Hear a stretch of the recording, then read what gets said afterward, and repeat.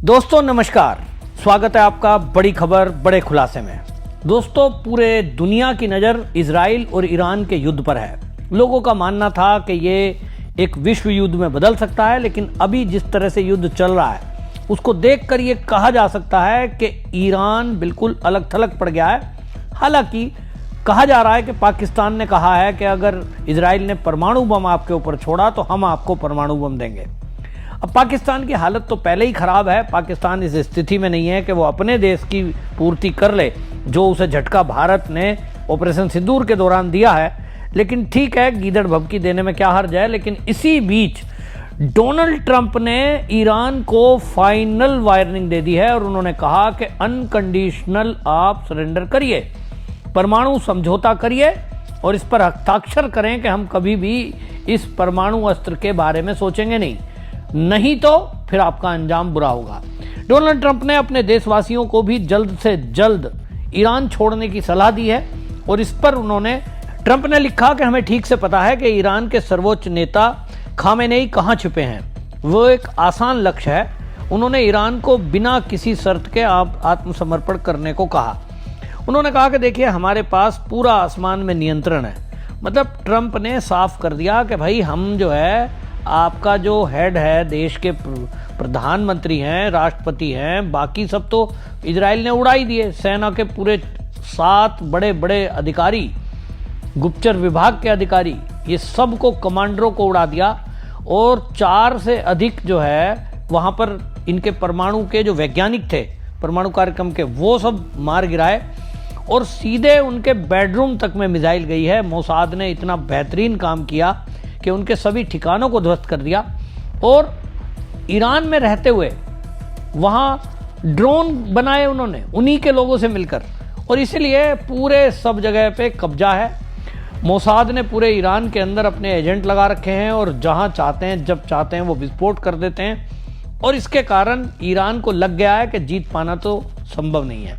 लेकिन हाँ, वहां के जो आम पब्लिक है, वो आम पब्लिक अब कह रही है कि यहाँ जिस तरह से युद्ध हो रहा है उसमें हम पिस रहे हैं, जबकि वो कतई नहीं चाहते कि जो कट्टरपंथी लोग हैं वो वहाँ शासन में बैठें। वो चाहते हैं कि इस देश में अमन शांति हो, बाकी की तरह हम भी पढ़ाई लिखाई करें, बच्चे करें और बच्चे हमारे पढ़ने लिखने जाएं। लेकिन यहाँ हो ये रहा है कि धर्म के आधार पर कट्टरता फैलाई जा रही है, परमाणु बम को धमकी दी जा रही है कि हम अमेरिका पे गिरा देंगे। इसको लोग मूर्खता बता रहे हैं और इसीलिए यहाँ आपको बताएं कि ये सब अब बातें चलने लगी कि डोनाल्ड ट्रंप जो है G7 समिट छोड़ के गए बीच में। अब वो तो जो है साहब इसलिए गए हैं कि वो सीज फायर कराने वाले हैं। इस पर डोनाल्ड ट्रंप ने भी अपने सोशल मीडिया पर लिखा।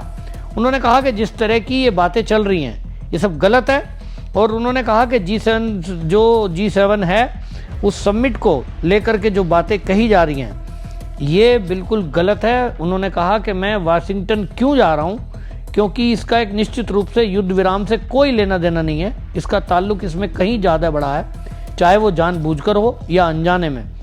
उन्होंने कहा इमैनुअल हमेशा गलत ही बोलते हैं, ये डोनाल्ड ट्रंप कह रहे हैं। इमैनुअल ने ये जो बोल दिया कि भाई वो समझौते के लिए जा रहे हैं, इसलिए सीधा मना कर दिया डोनाल्ड ट्रंप ने कि ये सब अफवाह है, ये नहीं होगा।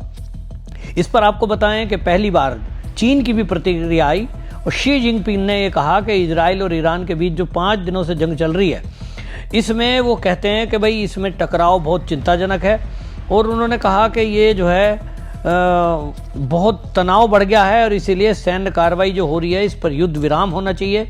चीन के ये शी जिनपिंग का बयान है, राष्ट्रपति का, और उन्होंने अपने नागरिकों को भी जल्द से जल्द जो ईरान की राजधानी है उसको छोड़ने के लिए कहा है। 17 देशों के अभी तक 600 नागरिक अजरबैजान के रास्ते ईरान से निकाले गए हैं। भारतीय छात्र जो गए हुए हैं उनकी संख्या तो लगभग 10,000 है, जिसमें बड़ी संख्या में जम्मू कश्मीर के लोग हैं। भारत सरकार ने भी उनको एडवाइजरी जारी की है और उनको निकालने के लिए विशेष विमान भेजा गया है। जैसे कि हमेशा होता आया है कि जिन भी 2 देशों में कभी युद्ध हुआ, आपने देखा रूस और जब यूक्रेन का युद्ध हुआ था तब भी भारत की सरकार 23,000 से अधिक छात्रों को और नौकरी करने वालों को निकाल के लाई थी। अब फिर से ये अभियान चलाया जा रहा है। लेकिन ये बात पक्का है कि हर देश अब ये सोच रहा है कि यहाँ कुछ बड़ा होगा। जिस तरह से डोनाल्ड ट्रंप ने चेतावनी दी है और अपने नागरिकों को निकालने का काम करने के लिए कहा गया है, ये अब समझ लीजिए कि इसके बाद तेहरान से लगभग 3,30,000 लोग देश छोड़कर वो जा रहे हैं। ऐसी बातें सड़कों पे नज़ारा दिखा रहे हैं, ऐसी वीडियो फोटोज आ रही हैं कि वहाँ सड़कें भरी हुई हैं। तो मतलब लोग समझ गए कि भैया अब जो है यहाँ इस देश में रहना, सुरक्षित रहना नहीं हो पाएगा। इस पर आपको बताएं, शीज फायर को लेकर के इजराइल के जो रक्षा मंत्री हैं, उनका नाम है इजराइल कात्ज, उनसे भी पूछा गया, उन्होंने कह दिया बिल्कुल क्लियर है, संघर्ष विराम जो है किसी भी देश से, उसके बारे में कोई बात नहीं होगी, चाहे वो अमेरिका हो चाहे कोई हो। हमने देख लिया कि इसका जो अंत होगा युद्ध का, वो तो तब होगा कि जब वो जो है परमाणु बम को हम पूरी तरह ख़त्म कर देंगे। और ईरान का जो नेता है खामेनेई, उसको हम समाप्त कर देंगे। अब ये आप सोचिए, इतनी बड़ी बात हुई है तो युद्ध किस मोड़ पर जा रहा है ये दिखाई दे रहा है। लेकिन हाँ, ये बात पक्की है कि जिस तरह से अब अमेरिका इसके साथ पीछे से है, वो हथियार देता है, सब कुछ करता है। आप देखा कभी युद्ध में खुद तो अमेरिका सामने आता नहीं है, वो पीछे से सपोर्ट करेगा, हथियार देगा, टेक्नोलॉजी देगा, इंफॉर्मेशन भी देगा। लेकिन यहाँ आप देखिए कि यहाँ वो इजराइल के साथ मिलकर युद्ध लड़ रहा है। अभी मैदान में उस तरह से नहीं है, लेकिन जिस तरह से डोनाल्ड ट्रंप ने पोस्ट लिखा है सोशल मीडिया पर, उन्होंने कहा कि हमने पूरा एयर स्पेस पर कब्जा किया हुआ है, तो इसका मतलब है इंफॉर्मेशन, सैटेलाइट, और पूरी तरह से 200 विमान आप सोचिए ईरान के पहले ही झटके में इजराइल ने ध्वस्त कर दिए थे। उनके टॉप कमांडरों को मार गिराया था, वैज्ञानिकों को मार गिराया था। हाँ, ये बात अलग है कि इजराइल का भी नुकसान हो रहा है और दोनों देश का नुकसान होता ही है। जब कभी दो देशों का युद्ध होता है तो ऐसा होता नहीं, ये तो भारत थोड़ा ही है।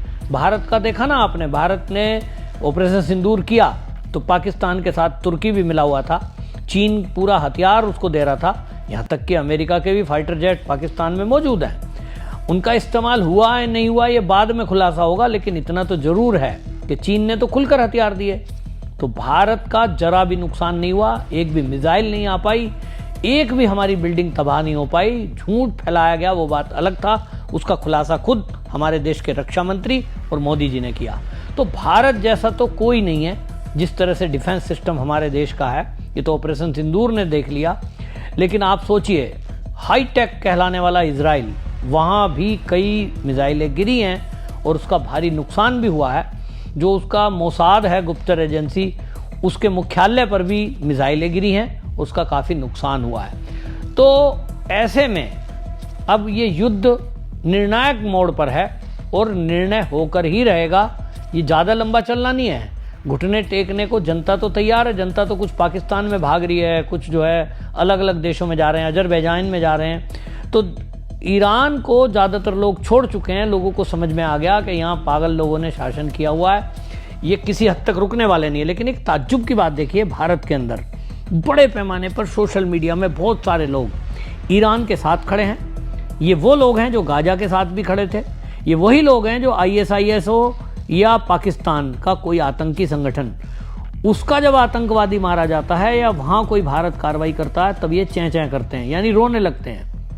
लेकिन जैसे ही उनके आपने देखा रूस का कोई नुकसान होगा तो ये बड़े खुशी मनाएंगे। इधर जो है ईरान इजराइल युद्ध हो रहा, तो इजराइल में कोई मिसाइल गिरेगी उसकी फोटो वीडियो शेयर करेंगे। मतलब किसकी तरफ हो आप?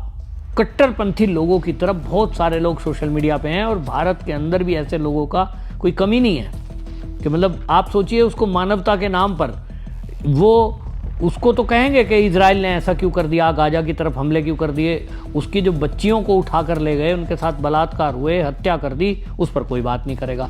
उनका मानवता नहीं है, उसके लिए कोई दर्द नहीं है। तो एक तरफा दिखाई दे रहा है कि एक नैरेटिव चलाने की लड़ाई चल रही है। जैसा पाकिस्तान का ऑपरेशन सिंदूर हमारे देश का हुआ था और पाकिस्तान में उस समय झूठ फैलाया जा रहा था, ठीक इस तरह सोशल मीडिया पर। अभी एक फ़ोटो देख रहा था मैं, उस पर लिखा मोसाद, हेडक्वार्टर की फ़ोटो कहीं जली हुई है ईरान की, और उस पर एक इजराइल का झंडा लगा दिया और उसको AI की मदद से उस पर लिख दिया मोसाद। लेकिन स्पेलिंग कौन लिखेगा, इतनी बुद्धि तो है नहीं।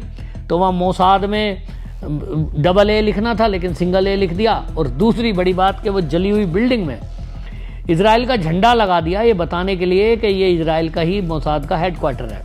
अब बुद्धि लगाते हैं कि अगर कोई मिसाइल गिरेगी और वहाँ झंडा लगा हुआ है तो वो तो कपड़े का है, सबसे पहले तो वही जलता। झंडा जला नहीं, बिल्डिंग के सामने ध्वज पे झंडा लगा है वो भी नहीं जला, बिल्डिंग के अंदर एक झंडा लगा है वो भी नहीं जला, बाकी पूरी बिल्डिंग जल गई। ऐसा मूर्खतापूर्ण फेक न्यूज़ फैला रहे हैं, इसी में खुश हो रहे हैं। उन्होंने तो AI जनरेटेड हमला जीत लिया है, युद्ध जीत रहे हैं वो, तो फेक न्यूज़ फैलाते हैं। लेकिन असलियत में इजराइल और अमेरिका दोनों मिलकर अब ये तय कर चुके हैं कि वो ईरान को किसी भी कीमत में छोड़ने वाले नहीं है। कम से कम परमाणु बम नष्ट करने तक वो बचना नहीं है, और उसका अंत जो होगा वो परमाणु ठिकानों पर जो बम गिरना है वो गिरेगा अमेरिका का, और तभी ये अंत होगा। आप देखिए, पाकिस्तान को सबक सिखाया भारत ने, तब हम अकेले थे, हमारे साथ कोई नहीं था, और यहाँ कम से कम उसके साथ एक महाशक्ति खड़ी है, तो ईरान का क्या हाल होगा आप इसी से अंदाजा लगा सकते हैं। आपकी इस पर क्या राय है, कमेंट में जरूर लिखिए, वीडियो शेयर करिए। वंदे मातरम।